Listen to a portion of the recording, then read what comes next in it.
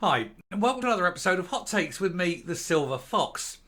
Now, I've done a video in the past about Joe Farrell, the new Chief Constable of Police Scotland, and how the height of Storm Babette, she took an officer off the front line to drive her and a colleague home.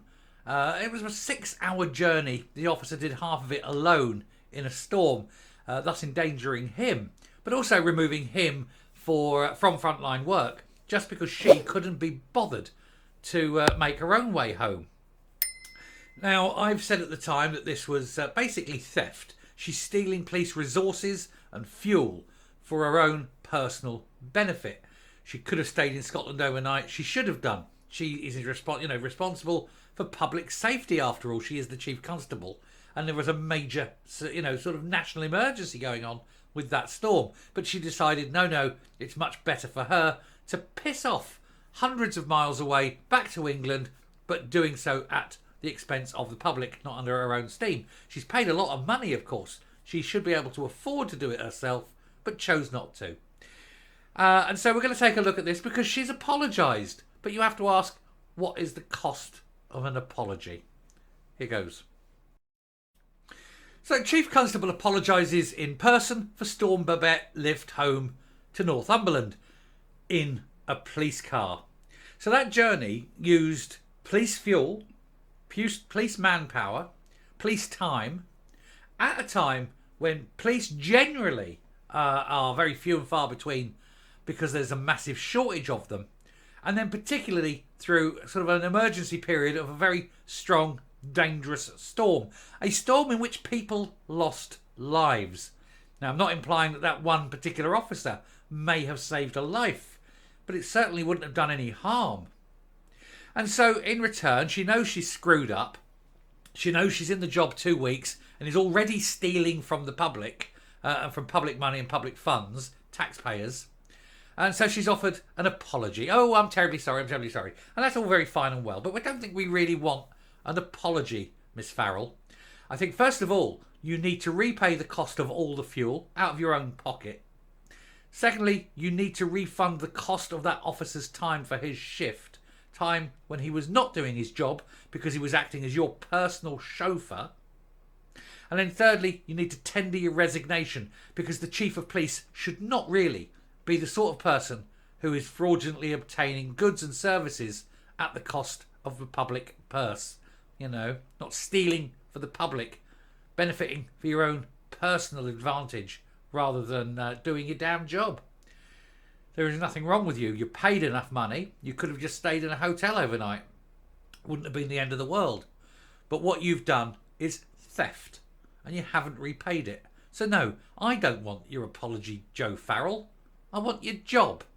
I want you to resign for thieving from the taxpayer. Contrite Joe Farrell ordered her police driver to take her from Edinburgh on the 120-mile trip to her home in England when rail services were cancelled on a Friday night in October due to Storm Babette. It wasn't just her, of course it was the other officer also. But she's the senior officer, it's her responsibility. Scotland's new Chief Constable apologised unreservedly. I don't care. I don't care about an apology. An apology is nothing. Have you repaid the money? No. Will you? Probably not. Are you a thief, therefore? Yes.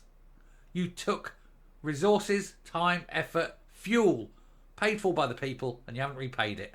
You've done so for your own benefit. That's theft.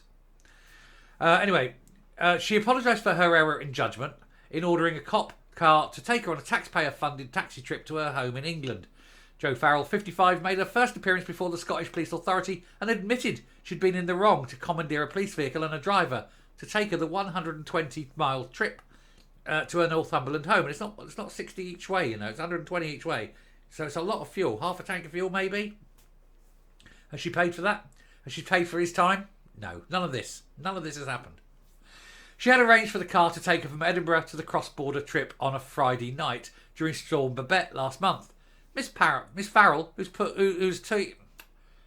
start that one again. Miss Farrell, who took over the £250,000 a year role at the head of Cash-Strapped Police Scotland on October the 9th, was previously the boss of Durham Force, and her family home is in Northumberland. Now she's earning £250,000 a year.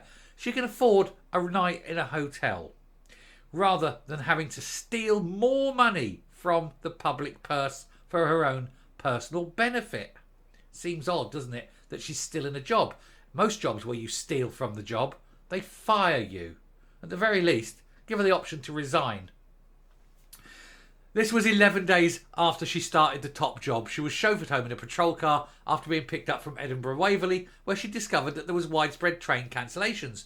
If she's the police chief and doesn't know that trains have been cancelled during a major storm, then what kind of chief is she? Surely she'd have known that.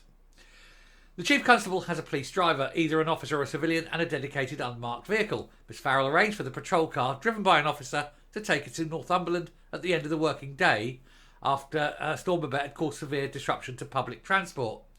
It's understood she is living in Edinburgh while she looks for a permanent base in Scotland. Then why not stay at the place you're living in? Is that hard? Miss Farrell was dropped at her family home in Northumberland area. Northumberland's a big place. Why not say the town? Durham, perhaps, or wherever. While the male colleague is believed to have been taken to Gateshead.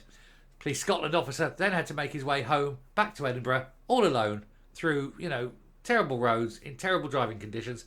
Also, Jo Farrell can get to put her ass in her own bed rather than in a hotel room.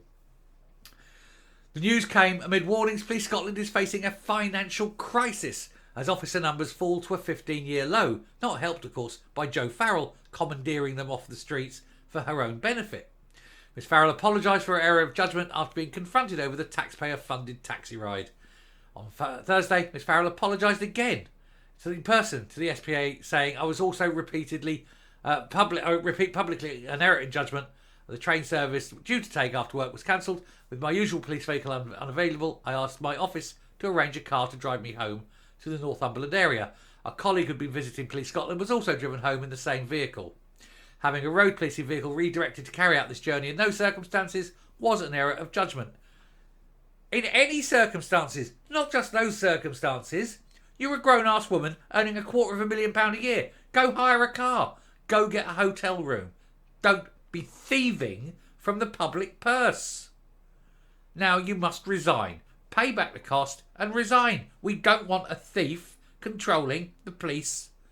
You don't. No chief constable should be a thief. Put it that way. SPA Chair Martin Evans said, "I want to recognise your apology for your error of judgment, which you made to me personally at the time, and welcome you repeated it publicly today.